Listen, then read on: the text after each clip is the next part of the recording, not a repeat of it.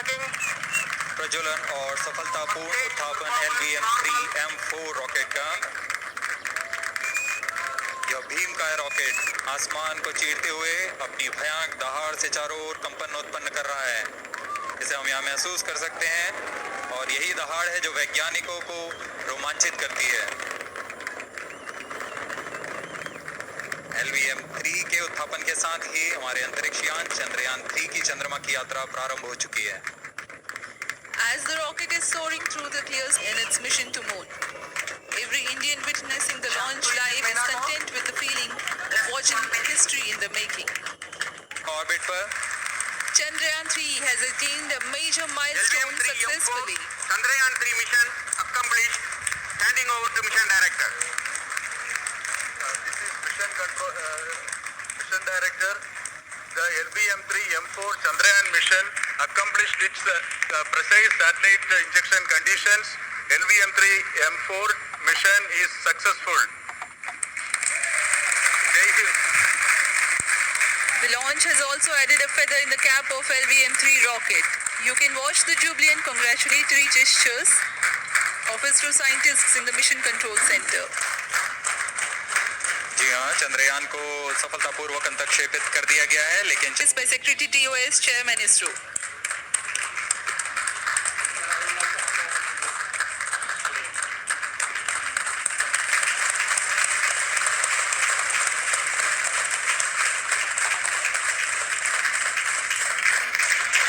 नहीं मिलेंगी यार 72 हूरें, नहीं मिलेगी कोई जन्नत।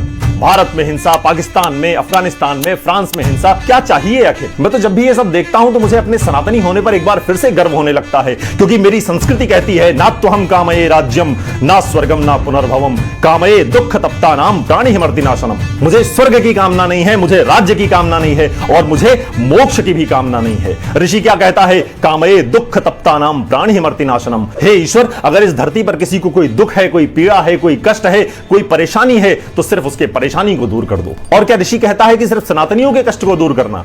ऋषि कहता है प्राणी हिमर्तिनाशनम, प्राणी मात्र के कल्याण की कामना। यह है सनातन संस्कृति। कैसे न गर्व करें इस संस्कृति पर। जब ईश्वर से कुछ मांगना होता है तो हम 72 हूरें नहीं मांगते हैं। ऋग्वेद में एक मंत्र है, ओम विश्वानि देव सवितर दुरितानि परासुव यद भद्रम तन्नासुव। हम कहते हैं हे ईश्वर, हमारे अंदर जितनी भी बुराइयां हैं उन्हें दूर कर दीजिए और हमें क्या दीजिए? यद भद्रम तन्नासुव, जो भी हमारे लिए भद्र हो, जो भी हमारे लिए शुभ हो। क्योंकि हमको नहीं पता, हम अपनी छोटी बुद्धि से अपना शुभ अशुभ नहीं जान सकते हैं। जैसे एक छोटा बच्चा छोटी कार मांगता है, तुम बड़े हो गए हो, तुम बड़ी कार मांगते हो, लेकिन क्या तुम्हारे लिए शुभ है, क्या तुम्हारे लिए अशुभ है, ये तुमको नहीं पता, ये ईश्वर जानता है। तो हम प्रार्थना करते हैं यद भद्रम तन्नासु, जो भी हमारे लिए भद्र हो हमको दे दीजिए।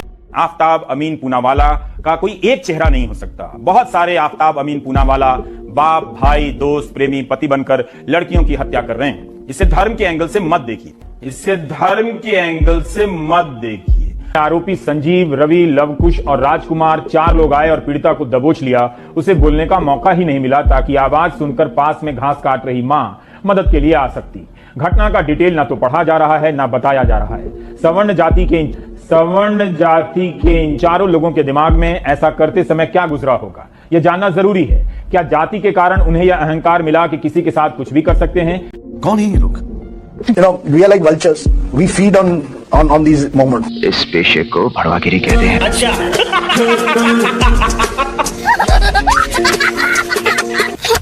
एक चाय वाला प्राइम मिनिस्टर बन गया। कैसे बन गया? हम तो गुलाम हैं। हम तो गुलामी की आदत है हमें, अंग्रेजों से, मुगलों से और अब बाहर के कुछ लोगों से हमें गुलामी की आदत है। ये कैसे बन गया प्राइम मिनिस्टर? भाई आपसे बर्दाश्त नहीं होता है कि हमारा प्राइम मिनिस्टर विदेश में जाकर, आपने बर्दाश्त किया 10 साल एक ऐसे प्राइम मिनिस्टर को जो चुप रहा। 10 साल आपने एक ऐसे प्राइम मिनिस्टर को बर्दाश्त किया सरकार।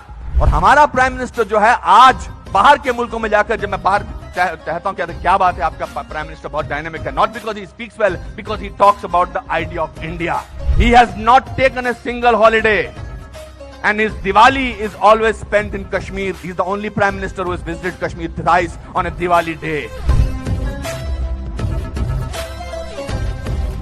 19 दिसंबर 1978 को सीबीआई भ्रष्टाचार के आरोप में इंदिरा गांधी को गिरफ्तार करती है और एक हफ्ते के लिए दिल्ली के तिहाड़ जेल में उन्हें रखा जाता है।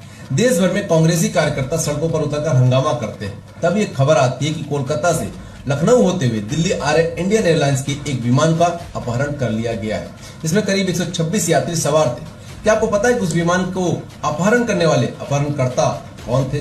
उस समय के यूथ कांग्रेस के कार्यकर्ता भोलानाथ पांडे और देवेंद्र पांडे। ये दोनों कार्यकर्ता विमान अपहरण करके उसकी लैंडिंग वाराणसी में करवाते हैं और फिर शर्त रखते हैं कि इंदिरा गांधी को बिना शर्त तत्काल रिहा किया जाए और संजय गांधी पर लगे आरोपों को वापस लिया जाए।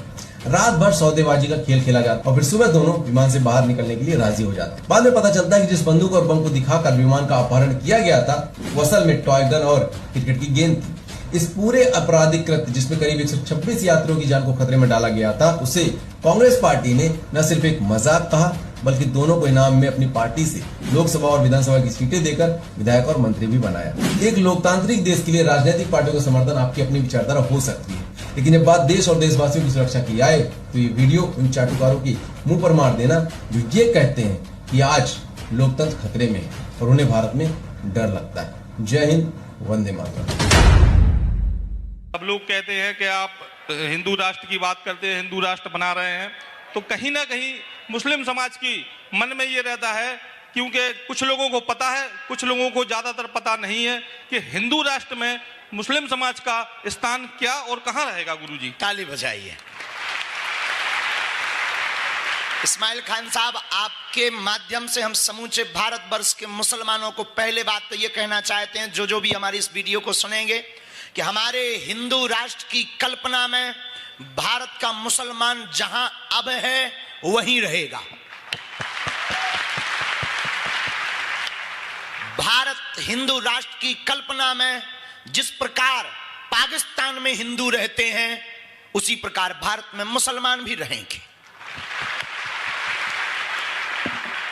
हमारे भारत हिंदू राष्ट्र की कल्पना में किसी भी पंथ को भारत छोड़ने की आवश्यकता नहीं है। हिंदू राष्ट्र का मतलब कोई एक मजहब की बात, किसी एक धर्म की बात होती नहीं। हिंदू राष्ट्र मतलब सनातन, सनातन मतलब सबका घर।